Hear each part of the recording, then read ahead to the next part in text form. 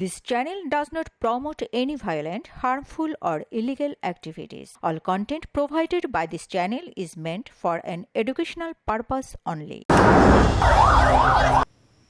এবার আগুনে জ্বলছে ইসরায়েলের সেনা ছাউনি। 29 জুন রোববার ফিলিস্তিনের পশ্চিম তীর অঞ্চলের রাজধানী রামাল্লার নিকটবর্তী কাফর মালিক এলাকায় নিজেদের সেনা ছাউনিতে আগুন দেয় বসতি স্থাপনকারী ইসরায়েলিরা। ছাউনিটিতে নিরাপত্তা সংক্রান্ত দামি যন্ত্রপাতি ছিল, সেগুলো জ্বালিয়ে দিয়েছে ইসরায়েলিরা। এর আগে সেনাদের সঙ্গে ওই ইহুদিদের সংঘর্ষ হয়। পরে শতাধিক ইসরায়েলি ওই সেনা ছাউনিতে হামলা করে আগুন জ্বালিয়ে দেয়। ইসরায়েলের প্রতিরক্ষা বাহিনী এক বিবৃতিতে ঘটনার নিন্দা জানিয়েছে। তারা বলছে, ছাউনিটিতে নিরাপত্তা সংক্রান্ত দামি যন্ত্রপাতি ছিল, অগ্নিসংযোগের ফলে সেগুলো আর ব্যবহারযোগ্য অবস্থায় নেই।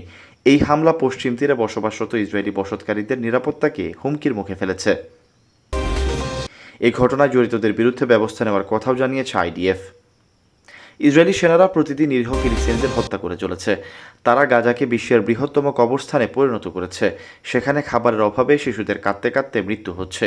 ধ্বংসস্তূপের নিচে চাপা আর্তনাদে ভারী গাজার আকাশ বাতাস। ইসরায়েলি বাহিনীর লাগাতার বিমান হামলা, বিদ্যুৎ বিচ্ছিন্ন করা এবং খাদ্য ও চিকিৎসার অবরোধে এই ভূখণ্ডটি একটি মৃত্যু উপত্যকায় রূপ নিয়েছে। একটি দেশের শিশুদের চোখে স্বপ্ন থাকে ডাক্তার, শিক্ষক, বিজ্ঞানী হওয়ার, কিন্তু গাজার শিশুরা কিভাবে বাঁচতে হয় সেটাই শিখছে। তারা জানে কখন বোমা নামবে, কোথায় আশ্রয় নিতে হয়, কিভাবে ভাইয়ের মৃতদেহকে মাটি দিতে হয়। অথচ বিশ্ব নীরব। মানবাধিকার সংগঠনগুলো থেকেও যেন নেই। ইসরায়েলি গণহত্যায় গাজায় নিহত ফিলিস্তিনির সংখ্যা 56,500 ছাড়িয়েছে, যাদের মধ্যে 56% নারী ও শিশু। এছাড়া 1,32,632 ফিলিস্তিনি আহত হয়েছেন, যাদের অধিকাংশই বেসামরিক নাগরিক।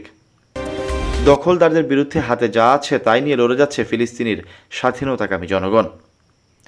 2023 সালের 7 অক্টোবর থেকে চলমান সংঘাতে গাজা উপত্যকায় নিহত হয়েছে 880 ইসরায়েলি সেনা। ইসরায়েলের প্রতিরক্ষা বাহিনী আইডিএফ সংখ্যাটি জানিয়ে নিহতদের তালিকা প্রকাশ করেছে। আইডিএফের প্রকাশিত তথ্য অনুযায়ী নিহত সেনাদের মধ্যে 329 জন 2023 সালের 7 অক্টোবর গাজা সীমান্তে হামাসের আক্রমণের সময় মারা যান। এছাড়া হামাস নিয়ন্ত্রিত অঞ্চলে স্থল আক্রমণ ও সীমান্ত অভিযানে নিহত হয়েছেন কমপক্ষে 436 জন সেনা। এদিকে ইসরায়েল পুলিশ গাজায় ফিলিস্তিনি স্বাধীনতাকামীদের সঙ্গে সংঘর্ষে 58 জন সদস্য নিহত হওয়ার তালিকা প্রকাশ করেছে, যাদের অনেকেই অফিসার পদমর্যাদা ছিলেন। লেবাননের সশস্ত্র গোষ্ঠী হিজবুল্লাহর সঙ্গে সংঘর্ষে 80 জন সেনা নিহত হয়েছেন বলে জানিয়েছে IDF.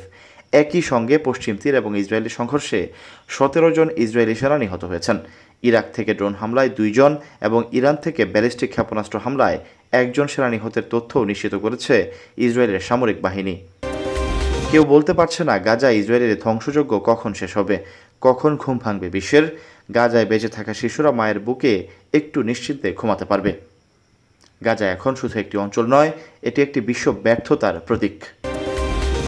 Syed Sakib, BRA news 24।